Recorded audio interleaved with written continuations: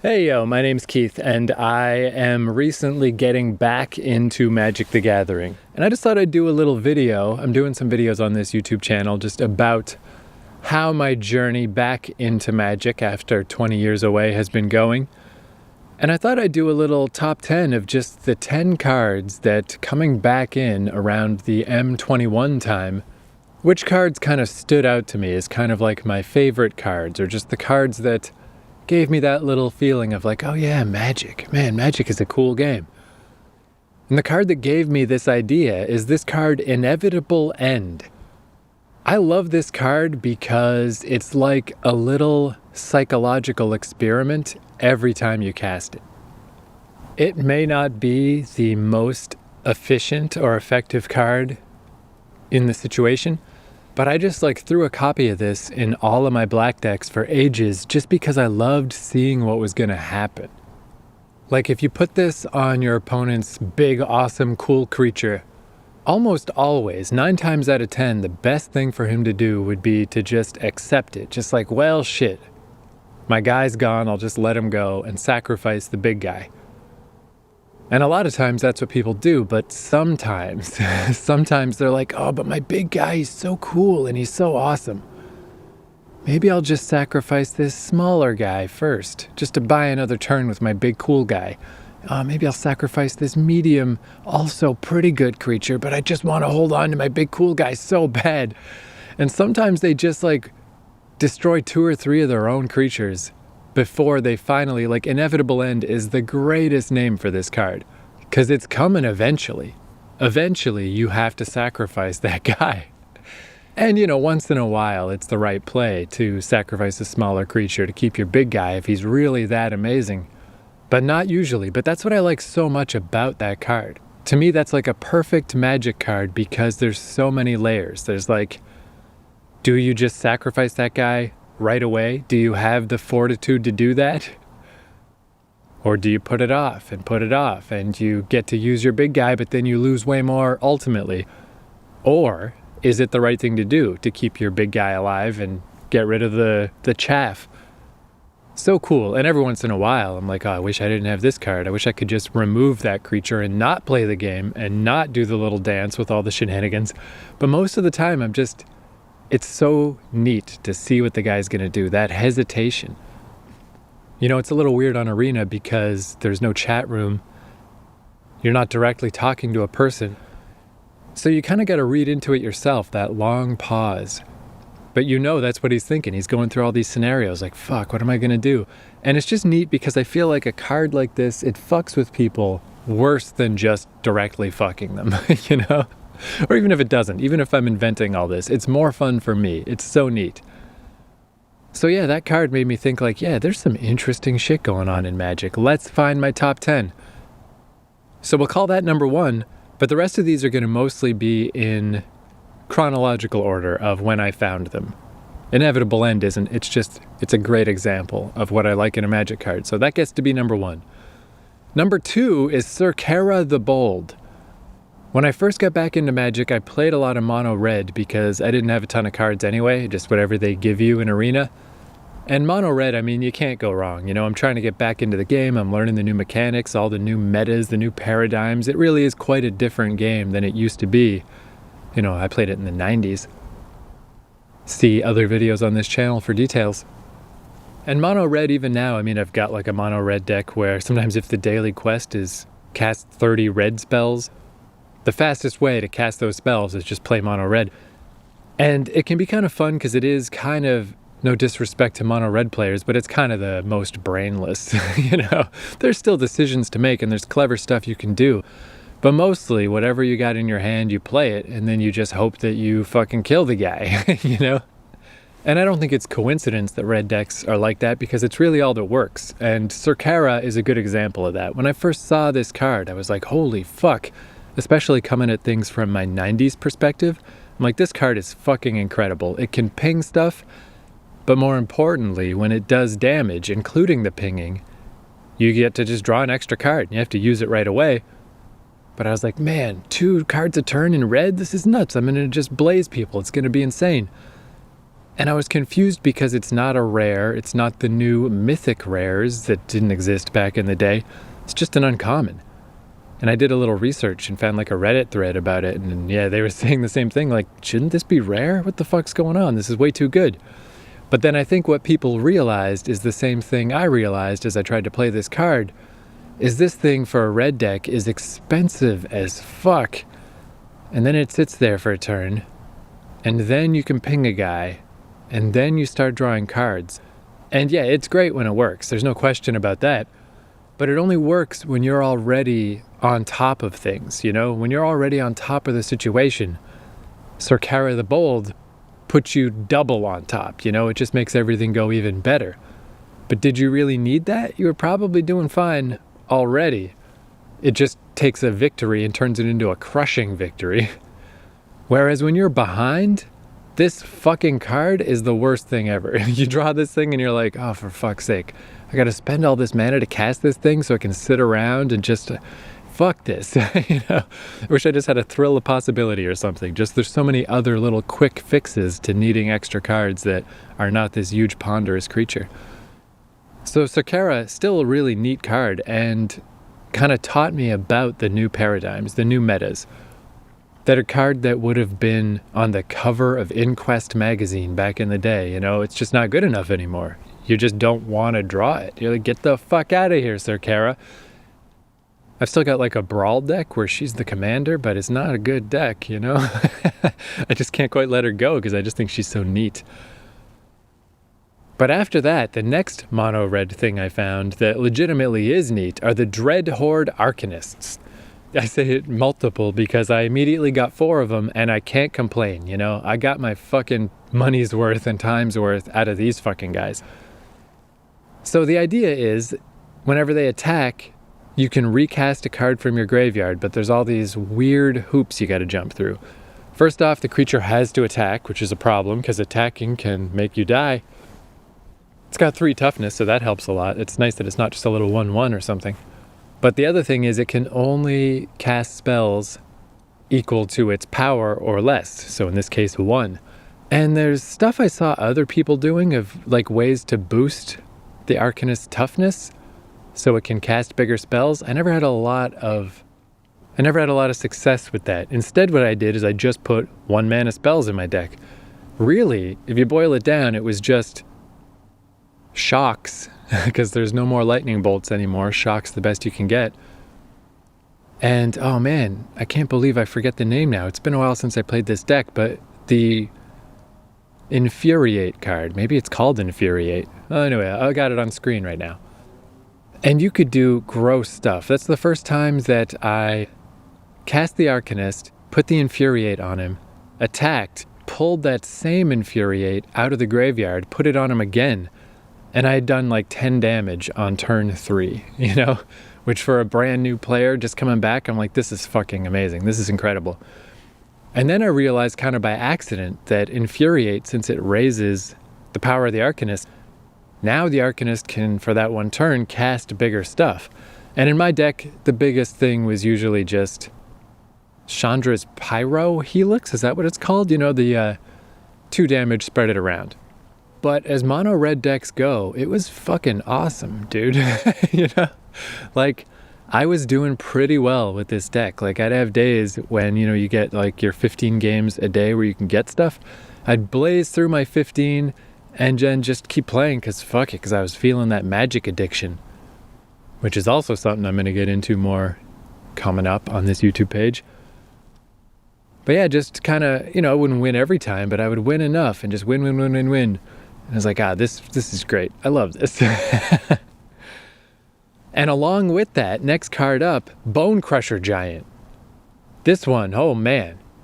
I mean, it's just, as soon as I saw it, I was like, this is nuts.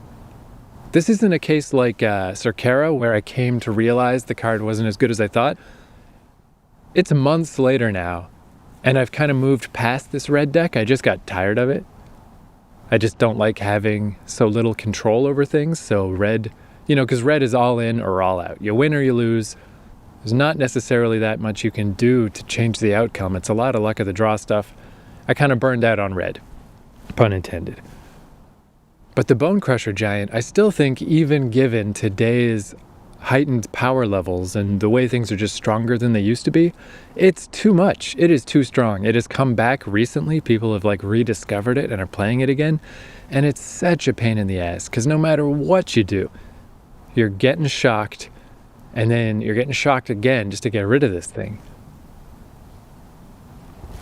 I'm like sitting on a park bench at night and I just hear something in the woods behind me. It's creeping me out. So let's just get walking. But yeah, Bone Crusher Giant, man, this thing should cost 4. It just should. It should be a red and 3 to cast. You know, keep the shock, that's fine. Keep all the shit if you want, but it just shouldn't cost 3 for a 4/3. It should be 4. Like, what were they thinking, you know? I mean, there's a lot of times that cards come out and crazy shit happens no one expected and it takes over the whole game and they have to ban things and it's like, oh, fuck. And I have a certain amount of sympathy for the development team because sometimes I think they just really don't see this stuff coming. Like recently, this guy fucking Omnath, the 4-color Omnath got banned. But before he came out, I really didn't hear a lot of people talking about him. People were like, oh, seems kind of cool, but whatever. And then it just like took over every fucking deck.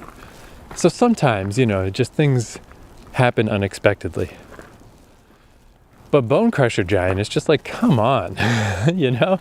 It's just too good. It's just too good. And even now, like, they also banned the little Lucky Clover thing that lets you use his stomp move twice. He's still too good. It's just a fucking pain in the ass. And I guess it's double annoying because I'm not really playing that deck anymore. I'm missing out. All I gotta do is deal with this fucking thing. But he is one of the cards that I was like, oh, that guy's awesome. And I was like, I need 4. I immediately need 4. And at the time, I also, again, just didn't have enough wild cards. And he was the first one where I was opening packs just to get wild cards. And then I opened them in a pack. You know, I like needed 2 more and I got one of them randomly opening. And it's like, there's another little ding, ding, ding. Another little memory of Magic when you open up a pack and you get exactly the card you were looking for. It's a remarkably similar feeling in digital as it is in real life. That was cool. Next up is Etrata. Is that right? I always say her fucking name wrong. Such a weird name. Etrata, the Silencer. And actually, let's put her and Rankle together. And I don't need to talk about them at great length because in my last video, just go dig up the video before this about getting back into Magic. I actually talked quite a bit about my Brawl decks. The first one had Etrata, and that's when I learned about having like 2 decks in one, which is especially doable in Brawl, where basically your commander's a one-man show. Etrata can fucking just end the game all by herself. She doesn't need a lot of help. You can't block her. She gets through 3 times, you win. So you gotta worry about that. Meanwhile, I just had, instead of making a deck to help support Etrata, I just made a completely other deck, a different deck, a way better deck than the support deck was. So if they're busy with Etrata, the normal deck gets them. If they're busy with the normal deck, Etrata gets them. It was pretty good. It was pretty cool. I kind of missed that deck, actually. She rotated out of Brawl. But I'd play that deck right now if I could. And Rankle was a similar idea, but way better. Man, my Rankle deck was really good. My Rankle Brawl deck specifically. I could probably make an okay standard version of that deck. But having Rankle as the commander, you know, just having a card that fucking wacky always available, that was a deck where I know Brawl is supposed to be more of a fun format and less competitive, but if people weren't ready, if their deck was a little slow and a little half-assed, just having to sacrifice and discard every turn, man, could grind people into paste with that deck. But yeah, I talked about them more in my previous video. So, let's move on to Extinction Event. I mean, I love board wipers. I've always loved board wipers. Wrath of God, give it to me all day. Navinral's Disc, I loved. That card was awesome. Jokal Hops. I remember we would have these big, like, 10-player games back in the day. People had not invented Commander yet, so they were just normal games. But some dickhead would always jokel hops at some point, and it's like, fuck you, dude. Now we all have to start over, you fucking dumbass. So we eventually changed the rule. So board sweepers like that only affected people, I think 2 people away from you. So the people at the other end of the table did not get affected because it just got obnoxious. But what I love about Extinction Event, I think it's technically not as good. You know, it's very inconsistent. It's probably safer to just, you gotta wipe the board, just wipe the board. But similar to Inevitable End, I love the randomness of what could happen. And it's especially random in this case because I didn't ever build my decks specifically to withstand an extinction event. I don't know how you would even do that. Do you make it all even or all odd and just hope that the other guy has the opposite? Or do you deliberately checkerboard your creatures so you'll have some of each? I just let it all be random. Just who knows? Who knows what I'm going to have on the board? Who knows what they're going to have on the board?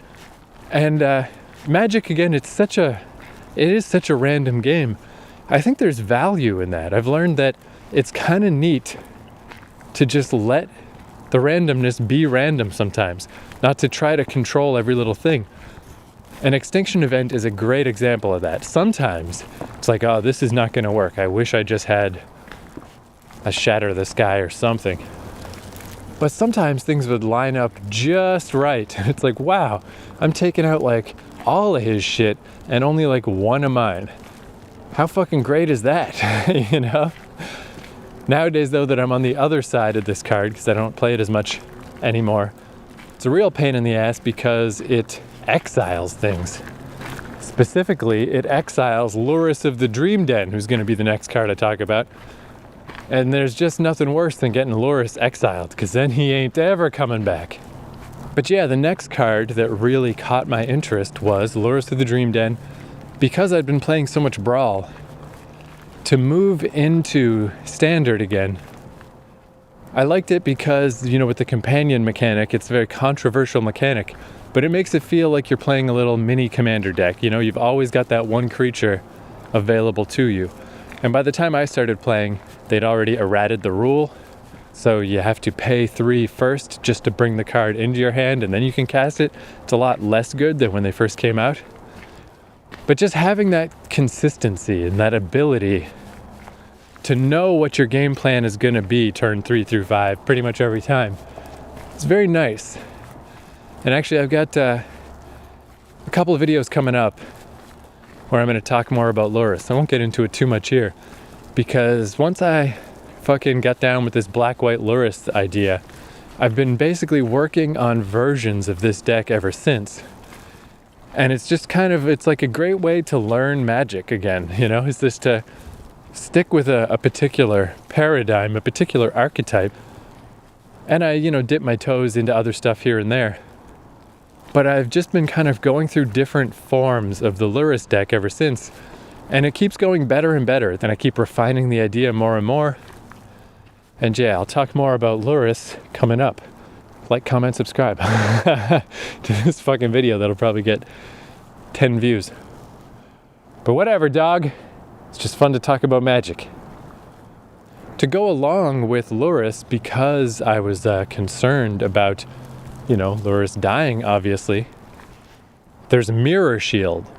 Man, I love this card. I guess there was an older card like this that gave hexproof and haste. So this one gives hexproof and protection from Death Touch, which I always forget about that Death Touch thing, but it's surprising how often that is handy. That can actually come up sometimes, and you know, you just kill a Death Toucher, and it's like, oh, that is nice.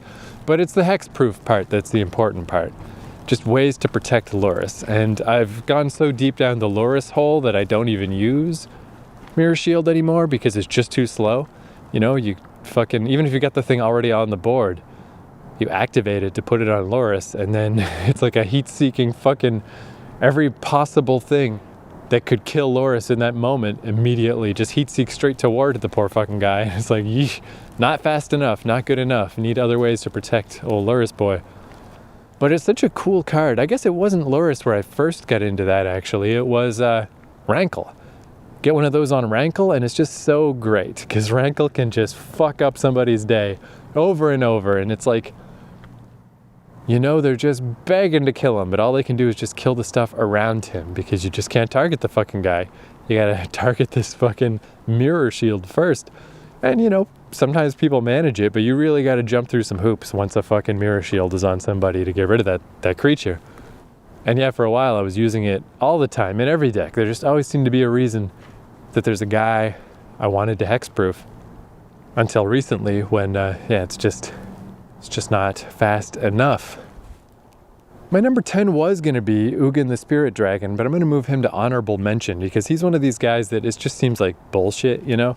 People cast Ugin and then they just blow up the whole board and I'm like, oh, congratulations, you won. But if you had to do that to win, then did you really win? You know, like, I have a bad attitude about Magic sometimes, but I'm like, come on, that's a little much, pal. But then I opened an Ugin in a pack, and I had this weird moral thing where I'm like, I'm not even going to use him. Fuck that, that's bullshit, he's not fun. And I really don't much care for Planeswalkers in general.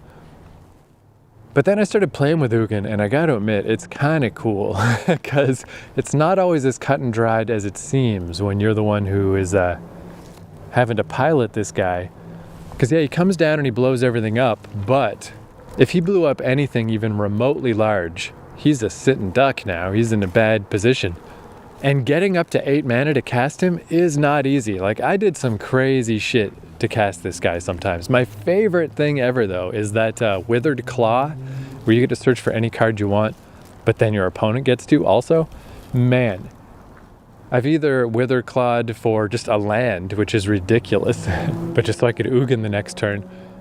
Or even better, if you've got 9 mana and you can use the Withered Claw to get Ugin and cast him, and then use him right away to destroy the Withered Claw so your opponent doesn't even get to use it. You know, that shit's great. And yeah, like my strategy would flip-flop where it's like, okay, I'm dead now, I'm not gonna win, clock's ticking. What if I change my whole strategy to just let's do everything possible to just try to get to 8 mana as fast as I can? And you're doing all this crazy wacky shit to just try to get the land that you need. And sometimes you do, and it's like, you know, Ugin is still kind of bullshit, but he's less bullshit than I thought. He's tougher to pilot than I thought, and I used him in like almost every deck. I just like throw one in until I got into Lurrus, and he cannot be put in a Lurrus deck, so I moved on from the bullshit of Ugin.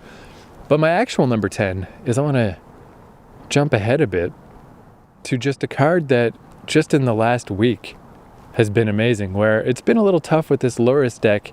How do I close out the game, you know? I can put out a lot of early fires and then hopefully establish a Lurrus to just keep recycling my enchantments and shit and keep locking things down. But eventually you gotta win the game, you know? You gotta fucking get in there and hit people with shit. And I didn't really have a good answer until I started experimenting with Crawling Barrens. And man, this is my latest, like, I just need to open up packs to get wild cards, to get more of these. I need 4. You know, I had 2 and it wasn't enough. I had 3, it wasn't enough. I need all 4. I always want to have one of these. I never want to play a game where I don't have this guy.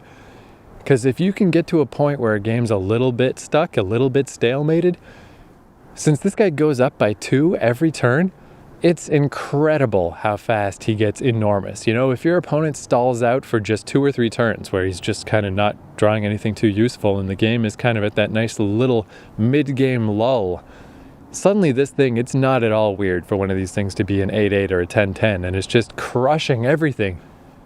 And I close out so many games with this guy. It's fucking awesome. And on top of that, he's double awesome because he's a land, you know?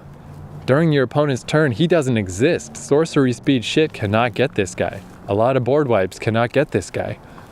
And I've got all these different little protection spells for Lurrus.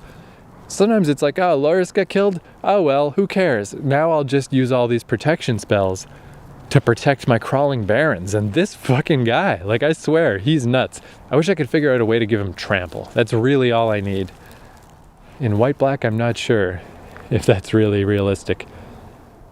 But yeah, Crawling Barrens, he's my number 10 because he's just the coolest. What an insane card. It's so good. You know, there's been lots of these little lands that turn into guys, man lands they call them, But this guy just gets bigger every time. It's absurd. It's crazy how big he gets. I love him. I love him to death.